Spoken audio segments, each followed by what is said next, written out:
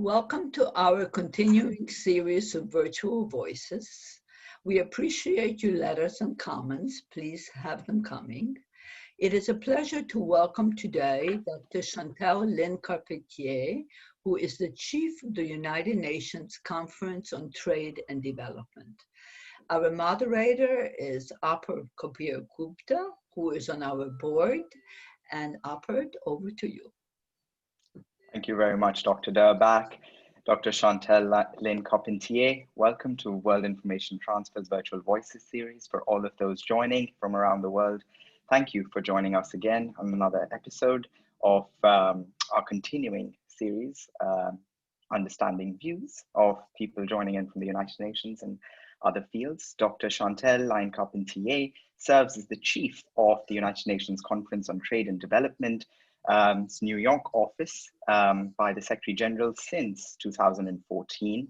Previously, she was Major Groups Coordinator for UNDESA and heavily involved in the negotiation process of the Sustainable Developmental Goals and even the Rio+20 Conference. She has previously consulted for UNDP, World Bank, and the OECD. Born in Canada, Dr. Chantal Line Carpentier is fluent in English, French, Spanish, Portuguese, and extremely strong in Mandarin as well. Dr. Carpentier, it's a pleasure to have you with us, joining us in our Virtual Voices series. Over to you. Thank you so much. It's a real pleasure for me to be here with you today through this Virtual Voices and to talk to you about a very topical issue, which is the situation we are in, the economic and financial situation that this infamous COVID-19 crisis has put us in. And let me start by telling you that this is not going to be rosy discussion. However, I am an optimist, and I do believe that there are things that our member states and us are doing that actually can change how we're going to come out of this crisis. And it depends on you and I, how we're going to come out of this crisis. So let me start by the situation we're in with the COVID-19. And of course, working at UNCTAD, I'll talk mostly about systemic issues and macroeconomic issues. So, but trying to make it in a way that even if you don't have a master's in economics, you can understand. So let's start with before the virus even hit the world. We already had a splitting north, a general slowdown on the south, and rising level of debt everywhere, which meant that that was hanging over the global economy and creating quite a bit of uncertainty. So in the north, there was division, WTO, a trade war between US and China, slowing down trade and slowing down the economy, and a slowing economy in the south that had never really recovered completely from the last financial crisis. And with that is a combined market volatility, a fractured multilateral system, a lot of pushback on the UN, on WTO and other organizations, WHO now, but that was before, that were already signaling the danger of a global recession.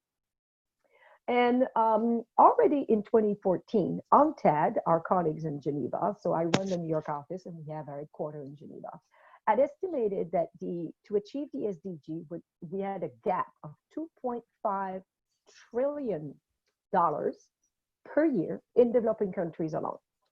Now, in perspective, there's only a few $billion that goes in international aid to developing countries on an annual basis. So we had to go already from billion to trillion to achieve the SDGs in developing countries. And this was for 10 sectors that were of relevance. And since then, UNCTAD has published the SDG investment trends.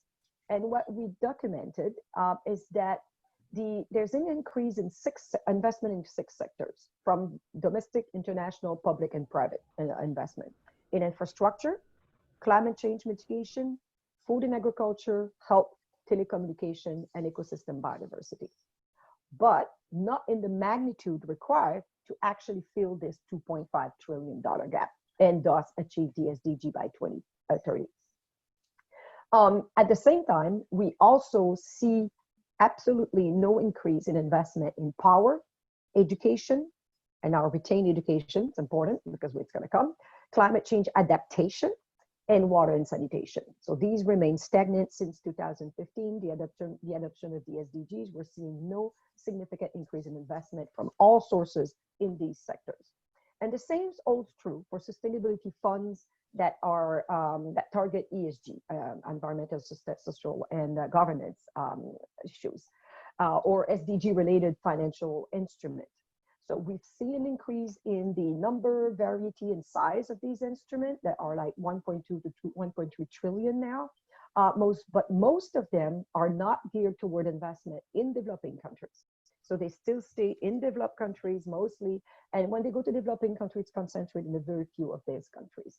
And ditto for the broader category even of responsible or impact investment, estimated at 29 trillion, but not going into these sectors, into developing countries, so we can fill that gap to meet the SDGs.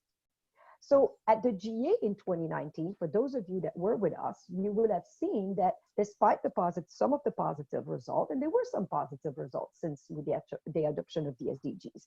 For one, we had seen improvement in the income of the poorest 40% of the population, which is one of the targets for SDG 10. So going faster than those of the entire population in 60 of 94 countries for which we have data. But hunger and inequality were already on the rise, including gender inequality in many areas. And again, something to retain because this has just been amplified by the COVID-19. And then climate change worsening, biodiversity loss worsening, health of our ocean worsening. And then a pattern of improvement in some people's life at the expense of the planet. So therefore, the Secretary General of the United Nations, for those of you that were there, launched at the General Assembly 2019, which seems far away now, but it's not that far, a decade of action. So that we realize that in the 2030 agenda, when it says that every one of us has to contribute to the SDG implementation, that this become real. And we all realize that we are not moving at the speed needed to achieve the SDG by 2030. And therefore, we needed to have a decade of action. And that was launched, and all of the pieces were put in place right as the COVID-19 hit. And so people started thinking, well, now we need a new model because the SDG are no longer valid because we have a big pandemic now that is hitting us. And on the contrary, this COVID-19, this crisis, this little invisible bug is literally collapsed our economies in less than 2 months. So if you think about this, if we had a resilient system to start with, if we didn't have such inequality in access to health and social protection, we would not have a collapse of the system that we had in a few months that we had. And therefore, it is because we had not advanced enough on the MDGs and now on the SDGs that we are in the situation that we are right now. Our system are not resilient enough, inclusive enough, and therefore when a pandemic hit, which we knew would hit, we didn't know when, but all of the governance intelligence had predicted this would happen. It's a matter of when it would come. And now we have up to 1.6 billion people at risk of being left behind because they do not have the connectivity to continue their education, or because they don't have access to a social protection floor, and they're living out of the informal economy, selling gizmos on the side of the street, and they have to stay out of the street because of the lockdown. So that's not a very rosy picture, as I told you. But this is not a utopian dream despite of that. And there is actually a very short window of opportunity that we have right now because of this crisis to turn this into opportunities and to rebuild better systems that are more inclusive, more resilient, greener, bluer, more orange. We'll get back to those terms before, and more purple. Because there are different types of economies that are more inclusive by definition and more resilient. And these are the ones that we need to be favoring as we rebuild our economy. And basically, the SDGs are providing the GPS, the map that we need to actually make these investments, as we have the developed countries put massive amount of money to address the immediate impact of the COVID, but also to relaunch our economy. And so basically what happened is, as we had the COVID-19 hit in April, at the same time, and that was the very beginning of the COVID, it was not a pandemic yet, we had the financing for development. Many people are familiar with the SDGs, but not necessarily for the financing for development. The financing for development agenda was negotiated in Addis later in 2015, and they're a major part of the means of implementation, amongst other things, because it's financing for development for developing countries, but it is also the financing for development to support implementation of the SDGs.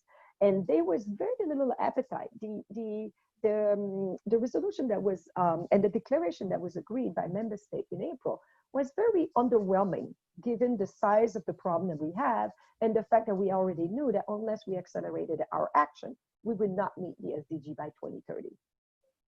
And then what happened? Well, COVID-19 just made things worse in terms of being on track or not being on track to meet the SDGs. So it aggravated the situation of these progress that we've been made, and they're actually putting us at risk of losing a lot of the gain that we've made in terms of poverty, in terms of inequality over the last few decades. And basically it poses a threat to people's livelihood the world over, because of persistent fragilities and deep fracture that we have in our system, especially following the financial crisis of 2007, 2008, sorry. And UNCTAD and the IMF has pretty much estimated a decrease of 5% in the world GDP. I've already seen a decline of FDI, foreign direct investment, of 40%. Fortune 500 are expected to announce profit decline in the 30%. ILO has already announced a decline in $350 million full-time job that equivalent that has been lost in 2020, the first and second quarter of 2020 alone. So this is not rosy at all. And now, as we're facing this recession that is hitting all of our countries, it highlights basically the failure that already existed in our system, and highlighting these structural fragilities and the systemic issues that that we're facing, in both social, political, economic, but also environmental. And of course, the most pervasive of these inequalities are gender inequality, as well as the inequalities between countries. And just to give you statistics that we heard yesterday at the Zoom with the ministers of finance on financing for development, which we'll get to in a few seconds. One statistic that was said was that as the economy is contract by 5% globally, the ultra rich, the wealthiest on the planet, increased their wealth by 14%. So everybody else decreased by 5%, the wealthiest increased by 14%. So just keep that in mind when we talk about increased inequality and structural changes needed. Now, some developed countries, especially the G20 countries, have basically relaunched, and their economy is restarting slowly because they injected up to $11 trillion now into the economy.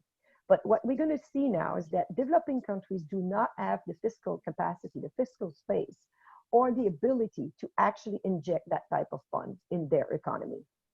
So let's look at the inequalities between countries there in terms of financial and economic system. First, developing countries are hit the hardest because of the pre-existing condition in our economic and financial system. And the coronavirus is pretty much a perfect storm for development finance and of unprecedented impact. And let's see quickly what happened in all of this simultaneously at the same time. And recall that when we started being hit by the COVID-19, developing countries still did not have the COVID-19, but the economies was already collapsing because our economy was collapsing. Now they have both a collapsed economy, and they have to deal with the COVID-19 pandemic and have to invest immensely in their health system and social protection. So let's start at what happened in those countries. First of all, domestic revenues start to decrease naturally because of the lockdown in most countries, and therefore some countries were able to give tax break and tax relief to the private and the private sector and public. But basically, as the economy collapsed, your revenue as a government decreased. Foreign private capital to developing countries basically record level left those countries in March 2020 with nearly $100 billion being transferred out of those developing countries into presumably safer haven in developed countries. Now, export revenue collapsed due to a combination of overall lower trade volumes, lower price for commodities. Just recall, one day in late March, the oil price even fell below zero. And a lot of countries, developing countries, are commodity dependent. If they're depending on those commodities and the prices collapse, their revenue decrease even further. Now, another hit for developing countries, remittances. A lot of developing countries, remittances is actually, this is the money that the diaspora send back home to their family, is actually at the same level as foreign aid, and oftentimes as high as the revenues from trading. And this also collapsed as massive unemployment happened in the countries where these workers were and that were put into lockdown. And oftentimes these people are in the most precarious job, and therefore they're the one that lose their job first. Another hit for countries, a lot of countries, tourism. Any country that is dependent on tourism shut down overnight.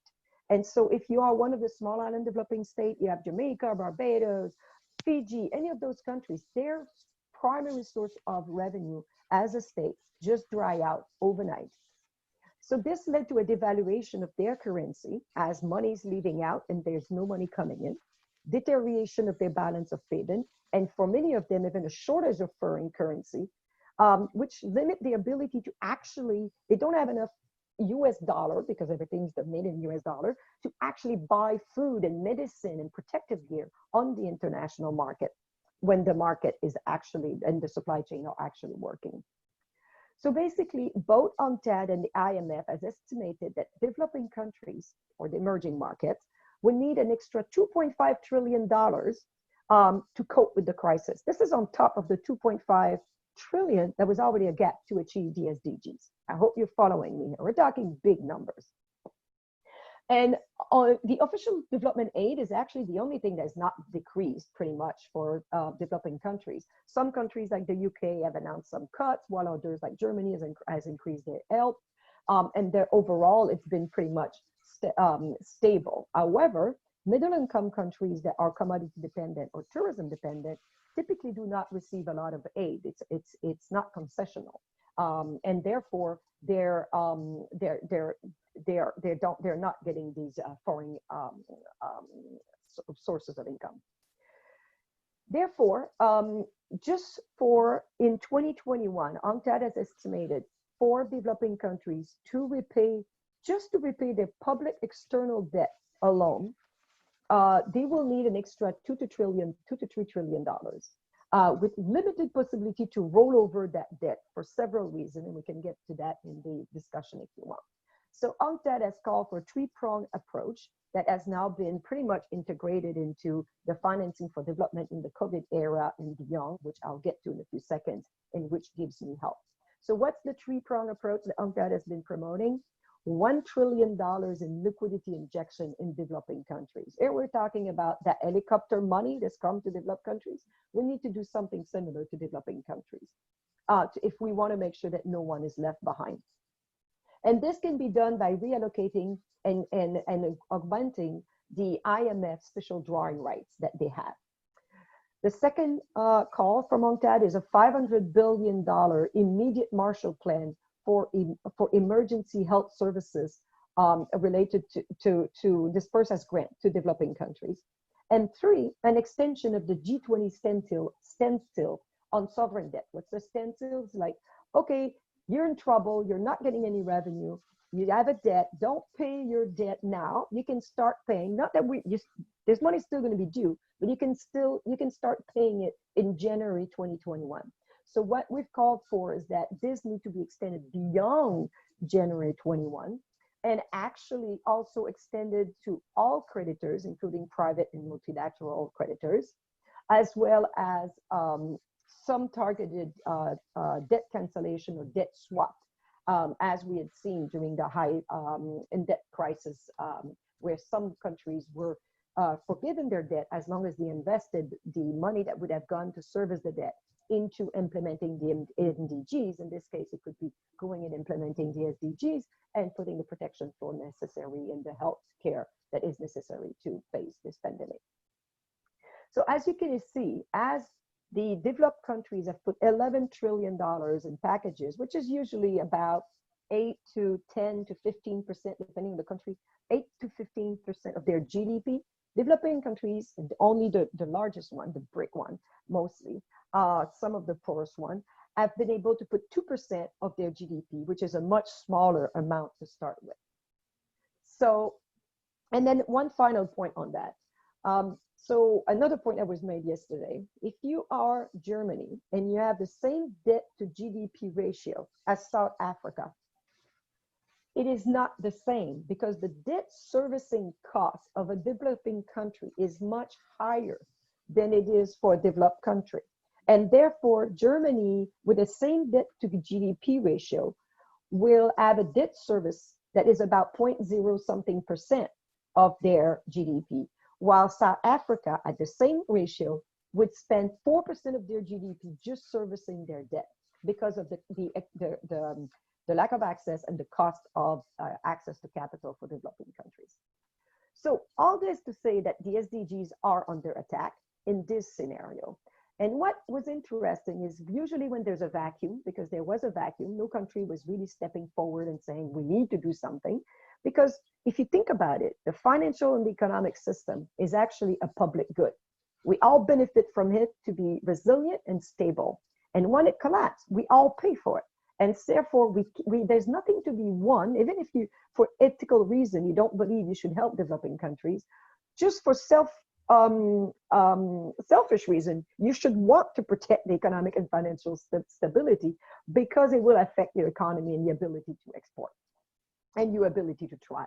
All of us actually thrive through a stable and resilient economic and financial system.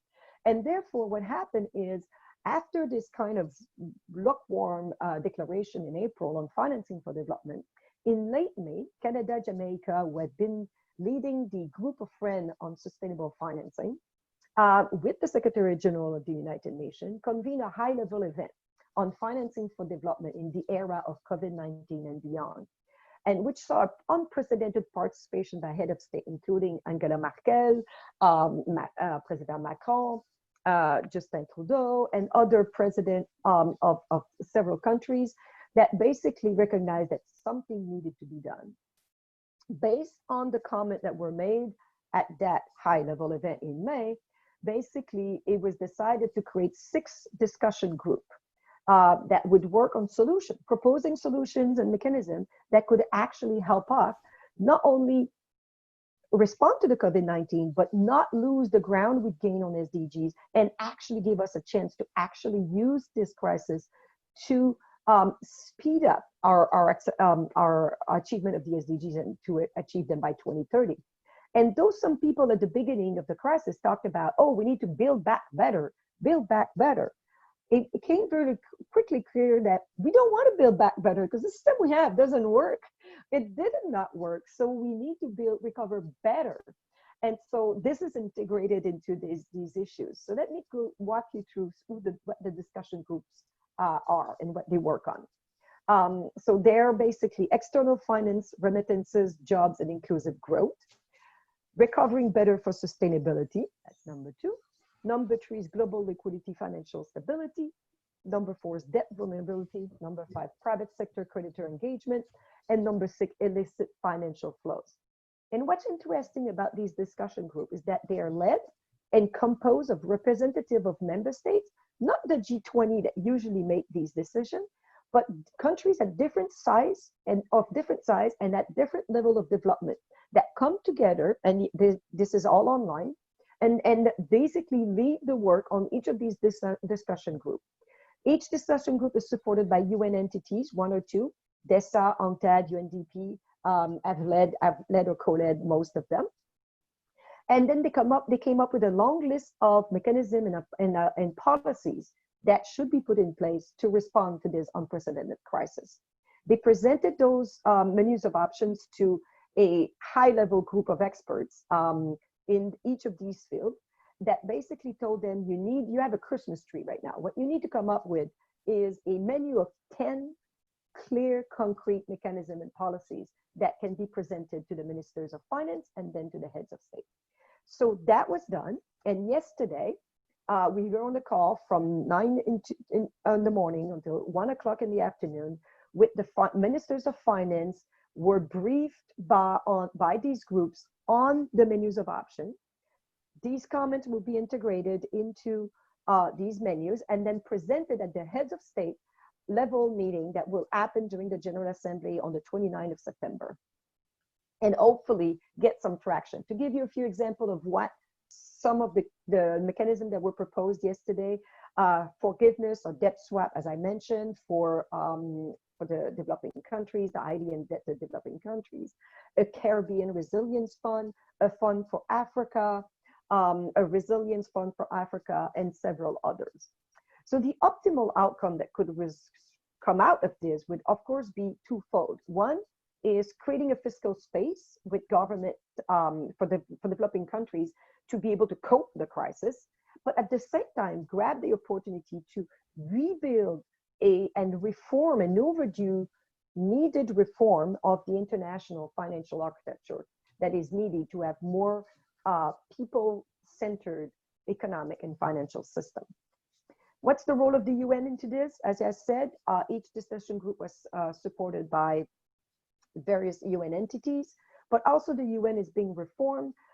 We are basically, as you probably know, the Secretary General has reformed the country presence of the UN. We now have 5 members of country teams in each countries. And now what we've done is adapt the work that we've done with them so that we develop immediate COVID-19 response. We have a socioeconomic response to COVID-19, and we're basically helping countries to roll out those plans. It's already been done in 30 countries, as well as helping them with their cooperation framework. That is the more traditional approach that we do, and helping them to develop integrated national financing framework to accompany their national voluntary review. So there's 62 countries now that have a integrated national financial framework to support their voluntary reviews, because we all know if you have a plan, you have no finance or budget to attach to it. It's going to be very hard to adopt your plan. So now what's the role of UNCTAD? Well, most of you would know that UNCTAD was created in the 60s, in 1964, by developing countries out of a conference, that's why we call it a conference, on trade and development. Because that discrepancy and that problem with the balance of payment was obvious earlier on to Raúl Prebisch, who was the founder of UNCTAD, as well as ECLAC in Latin America. And basically they had this conference on trade and development. And then the G77 got created because they decided that they need to have the power to negotiate against the bigger power. And then, but decided, okay, but how do we know which policy to put forward? And they created UNCTAD to be that body where these policies can be discussed. And so UNCTAD is the focal point within the UN system on trade and development and related issues of finance, investment, entrepreneurship, technology. And we are one of the major institutional stakeholders to the financing for development framework. And that's why UNCTAD was the focal entity for the discussion group 1, discussion group 4, and discussion group 5 of the financing for development in COVID era. And in the discussion group 1, UNCTAD has proposed some of the work that you might have seen already in our World Investment Report on private finance and investment. So basically channeling foreign direct investment into the areas of priority on sustainable development for the countries, the role of public investment remittances, as well as policy advice. We provide investment policy reviews, technology policy reviews, science, technology, innovation policy review, trade reviews. So we've basically, at the request of country, come and help them review the macroeconomics policies so they can actually transform their economy, build their productive capacity, and start growing and catching up to developed countries. The problem is if you have these systemic issues we've been talking about hanging over your head, it's really hard to make that catch up happen with developed countries. And so we're also talking about a big push that is needed to have a transformative impact in these countries. And as I said, foster their productive capacity by mainstreaming the SDGs in national and international investment policies based on our UNCTAD investment policy framework, reorienting investment promotion strategies towards the SDGs, working with investment promotion agencies, establishing regional sustainable development goal investment compact so that the infrastructure is regional, so you have these funds for that. New form of public-private partnership all around the SDG investment, including impact investment and others, and deepening the ESG integration in financial market, including in pension fund and others, as well as changing what we teach in business school. And one statistic that comes from our work is pretty much that only 6% of all the business case in business school is an MBA program is basically from developing countries. And if you talk about these developed countries, it's a fraction of that. And therefore, we're not really helping our future leaders to feel compelled and able to invest in these growth markets. So, and UNCTAD is also the supporter of the newly adopted resolution last year on promoting investment for sustainable development. And we've produced the Secretary General report, which will be online shortly if it's not already, as well as I mentioned, the Global SDG Investment Trend Monitor and the Investment Policy Monitor. And we host the World Investment Forum, where we actually bring all of the regulators, the financial system together. And we have a sustainable stock exchange initiative where the stock exchanges around the world, there's more than 80 of them, work together to actually foster best practices to advance a financing system that would be sustainable and aligned with the SDGs. Let me just quickly touch on two things. UNCTAD 15, what's coming up. UNCTAD 15 is, the conferences are quadrennial. Every 4 years we have our big conference. We're lucky enough that we're going to be hosted by Barbados in Bridgetown on 25th to 30th of April in 2021. And as you can imagine, a lot of these issues that I've been talking to you about right now will be addressed. And the theme of the conference is actually very actual, from inequality and vulnerability to prosperity for all. And this is what will be addressed at the conference. And we invite all of you to join us into this debate that will happen there. And the Secretary General report will be coming out shortly on this issue. And we invite you to join. We have UNCTAD as a civil society groups that are invited to provide comment and join us. And we also have a youth network that supports us and work with us. Finally, in conclusion, I've talked to you about recovering better. And how do we recover better?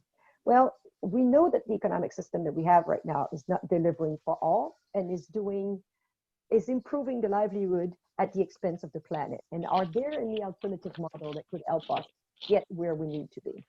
And actually there are. And this is why UNCTAD has been calling for a global Green New Deal.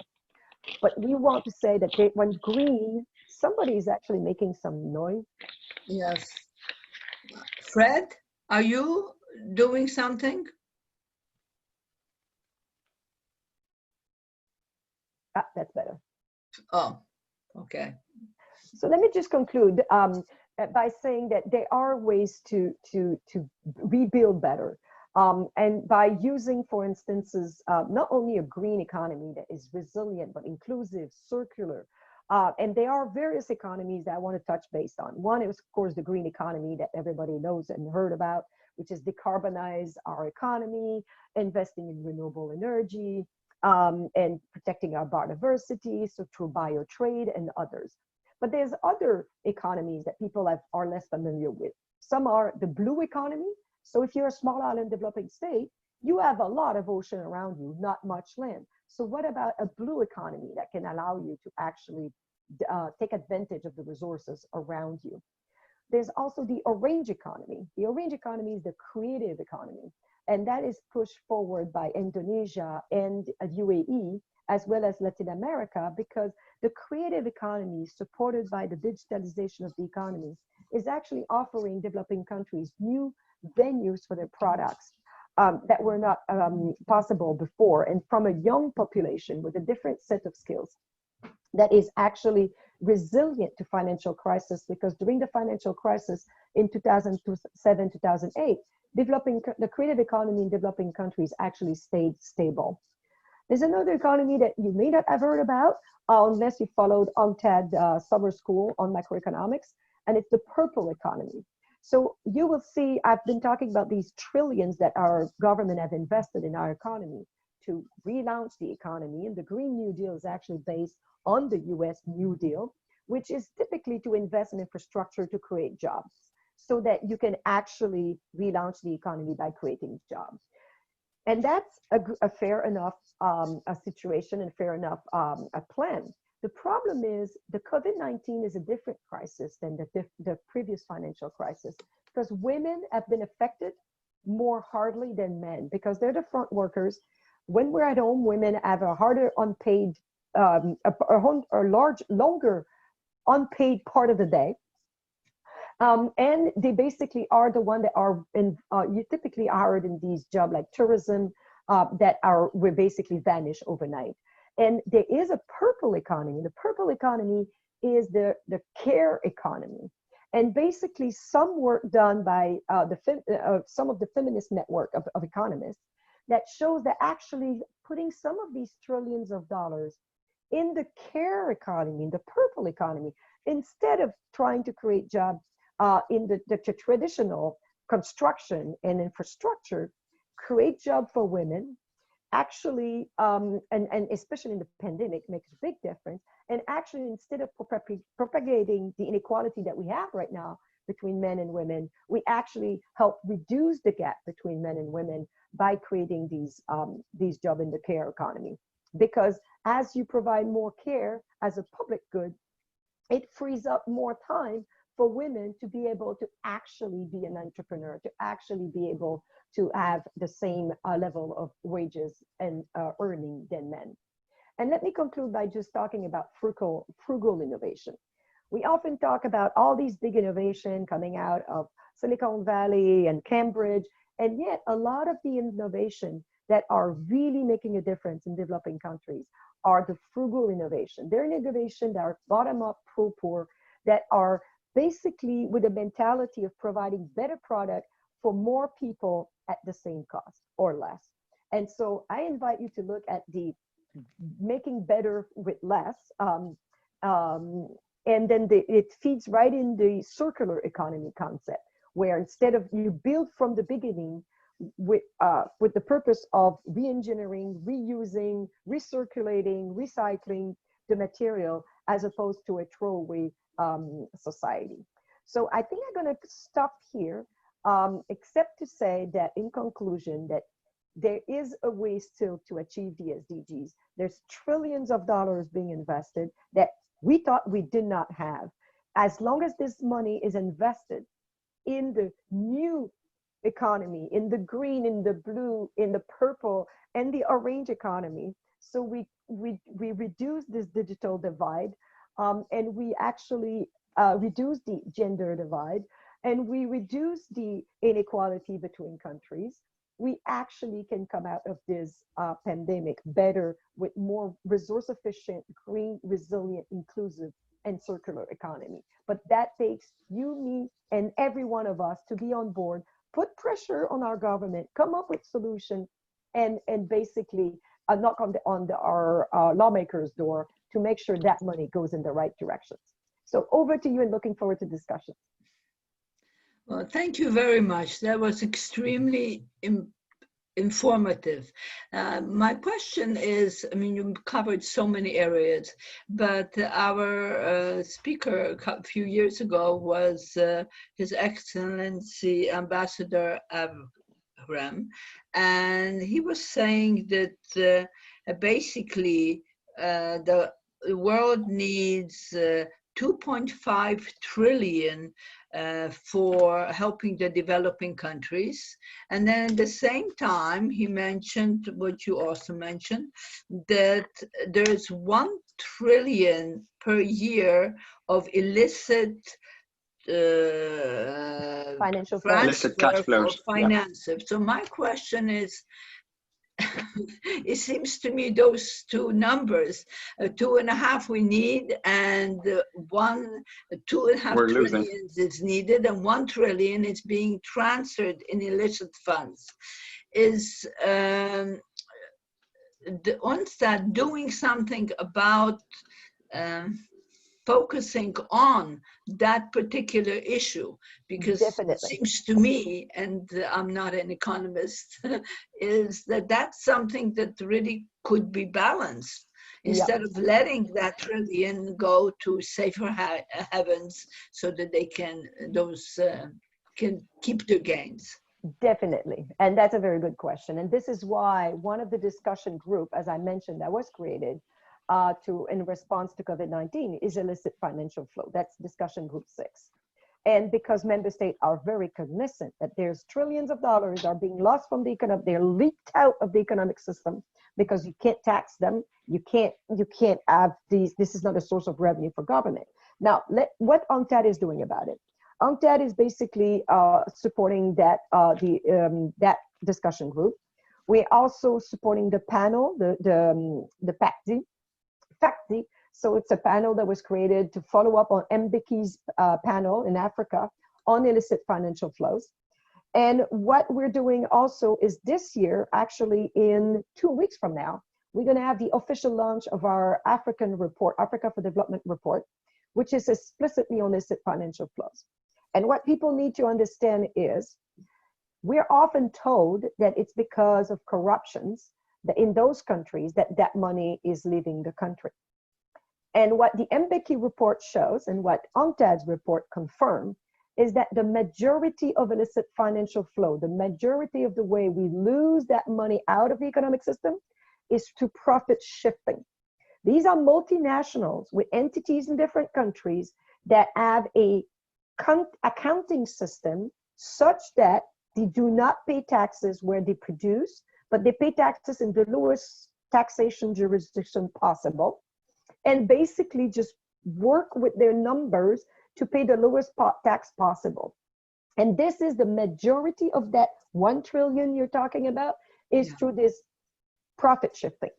And for that to be resolved, we need more transparency in who owns the asset. We can't just have numbers, company numbers, and then you don't know who's the mothership of all these entities. We need to know, and there needs to be transparency on bank account and tax, and tax being declared where the revenues are being generated. And that is a major issue with the GAFA. So the Googles, the Facebook, the Amazon, that basically do not pay taxes. They use the data of people in developing countries, and your data and my data, and they're not paying us for it. But they're using that there, and because it's not a good that cross a custom, and you can say, oh, the tariff is 15% of that good, there's no collection of revenue from developing countries, despite the fact, and I'll give you a very specific example, as everything is digitalized, and that is sped up with the COVID-19, streaming online of Netflix and others has increased tremendously during the lockdown, in developing countries included. And this is typically by the richest in those countries. But the government in those countries cannot tax that stream product, which is services, and could be taxed because there's no agreement yet on how these countries can tax and those stream services at WTO. So is something done to develop a system so that it can be taxed? It seems to me we're getting so much information, and there's such a trend of development with the system. There should be some way of let's see, but something else that the ambassador mentioned, that there's 1.5 trillion that is in banks, that is sitting there, that is not collecting interest. There has to be some way where so much information is transferred every day that something could be done in order to be able to tap in on that source. Yeah, and what's been done, and as I said, we're going to see what 10 options come out of that discussion group. One of them is more transparency. So already with the US law that actually requires authorities, and China does the same, they require all their foreign affiliate to declare their entities. If countries could share that information amongst themselves, then we could get a long way in being able to tax that. But we need a reform of the tax system, because the way it works now is basically everybody trying to reduce their tax to keep the business in their country, because you can literally just move your entities around. And so again, this is not a problem that one country can solve. All countries need to be at the table to be able to solve that. And this is why it is brought to the UN right now. Well, transparency is probably the only way that we can tap in, or where the sources are coming from and where the sources are leaving. That's absolutely true. And I could take the rest of the session to ask you questions, but Aparf, please, what are the questions from our audience? Ambassador Akram from Pakistan. And one of the issues that he mentioned is one of his central priorities at the GA is dealing with the financial crisis, on how do we actually use 5 trillion that's sitting in central banks in developed countries to make their way to investable infrastructure projects in developing countries. And one of the reasons why that's not actually happening right now is based on that the risk profiles of these projects is extremely high, and therefore the money doesn't get. So from that perspective, since UNCTAD is sort of tasked with the mission of ensuring equitable trade and development across the world, in a post-COVID situation, how can we make sure infrastructure projects in developing countries now are not much more riskier projects than they already were, and that somehow the capital that these central banks maintain in developed countries can actually make their way to infrastructure projects in developing countries? Yeah. So on the one hand, let me answer that, and then I'll get to my second point. So one of the things that UNCTAD is proposing is that most countries have investment promotion agencies. So these are the agencies that they're export-oriented or import-oriented, right? So for instance, in Canada, you have Export Canada. I can't remember what they're called now. They usually change name once in a while. And then developing countries have import. They want to attract FDI, so they have investment promotion agencies. What UNCTAD is proposing now and working with these investment promotion agencies to train them. They are not trained. Right now, they're not trained to develop these bankable projects. And oftentimes, they're not trained to actually, these projects are not big enough. And this is why we're proposing to have regional projects. See, you have an infrastructure, a railroad. We were working supporting Djibouti and Ethiopia for the railroad between Addis and all the way to Djibouti port. And so the idea is this is a regional thing, right? This is a regional infrastructure that can benefit both countries. How? Because Djibouti can specialize in the services with port infrastructure and services with export, while Ethiopia needs to prove to their investors that they can get the good in one day to the port. It's going to cross the border on the track and get to the port and be shipped one day. So everything's going to be, the custom need to be clear. It needs to be digitalized. It needs to be done. And we support, this is where UNCTAD, that's what we do. We help them with the negotiating the custom, to develop the custom system so it's going to clear. We help them train in terms of how to develop these more complicated, because it's regional as opposed to just national, but so much easier to be funded than these smaller little projects. And we need to move from project to program. It's easy to do these little projects, but we can never scale those. We need to go to program. And this is what we're doing now in Angola. And we have a project now for Rwanda, where we bring all of UNCTAD's capacity on investment, on trade promotion, on entrepreneurship, on competition policies, on consumer protection, on productive capacity, on electrification of the rural area. so that you can actually develop your rural area, create jobs so people can pay for the electricity. This is more complex than the way we've been doing development in the past, but that's the only way these countries will ever be independent and be able to create their own, because we keep talking about domestic resource mobilization, but you need to have a productive capacity, a taxable private and public income to be able to do that. How does that answer your question? And then the other thing is, it's investment in bankable project, but just remember what I just said about the purple economy. If you invest in the care economy, you are increasing the resilience of your community. You're reducing the burden on women. You're creating jobs for women, and these are typically better jobs. So you should not only do infrastructure, you should also do the care economy. Yeah, no, that actually answered the question entirely.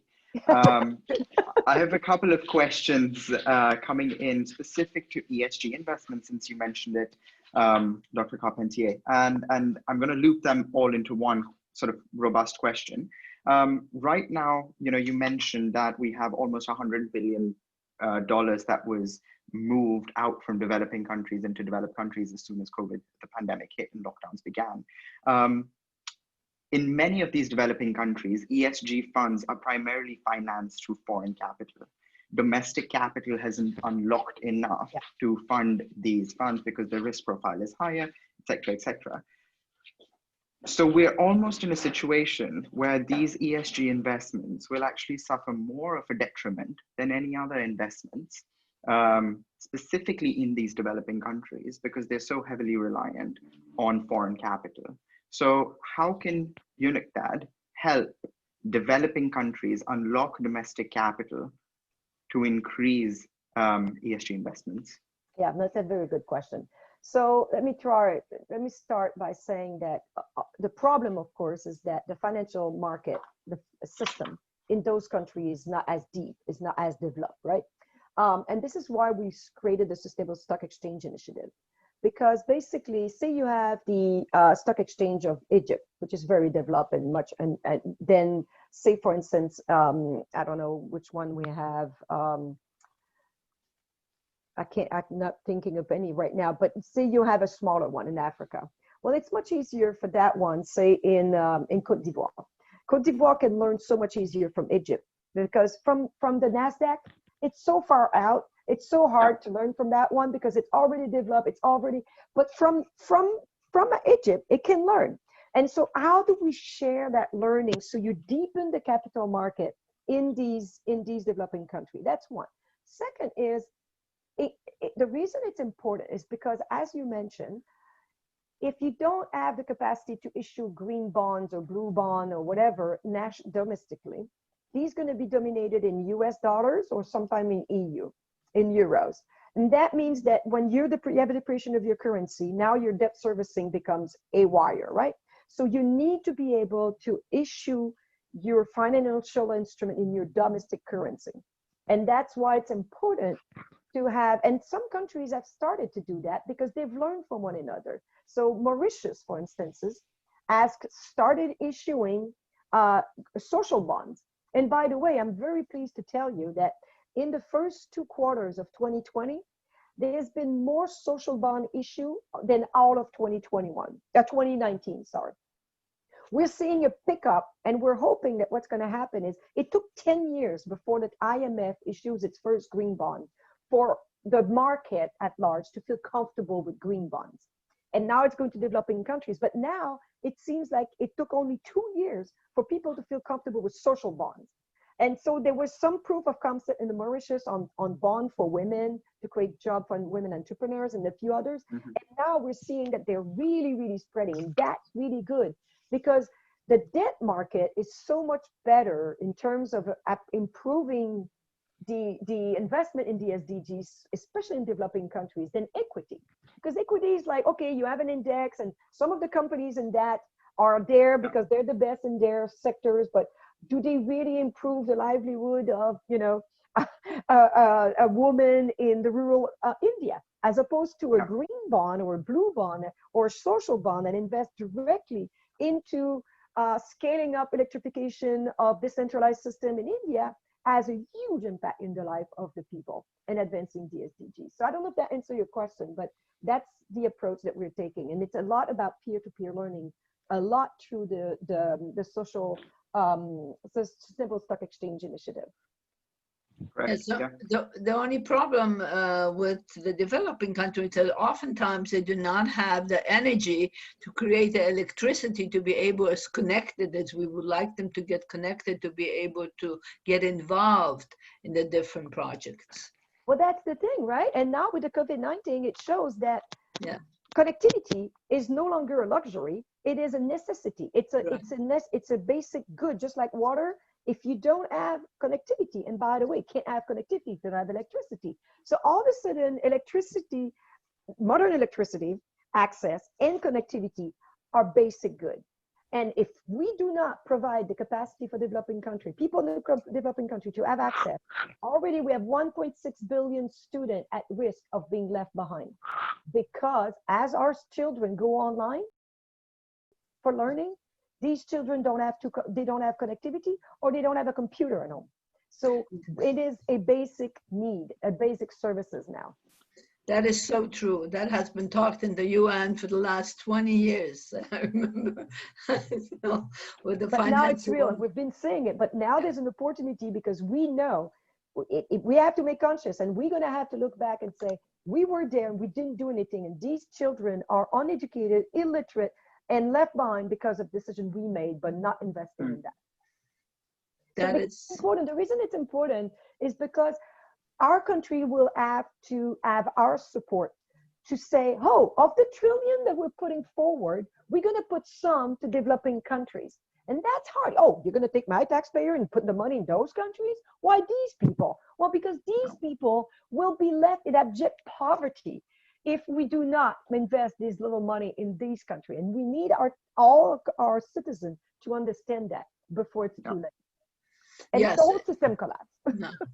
It's a difficult concept to accept for most people. That basically at this time in our lives, you cannot survive without a computer, and you certainly cannot learn anything. I remember when Negroponte was developed, those little green computers. I know because we were helping try to distribute them, that you crank up in order to be able to get some kind of a connection.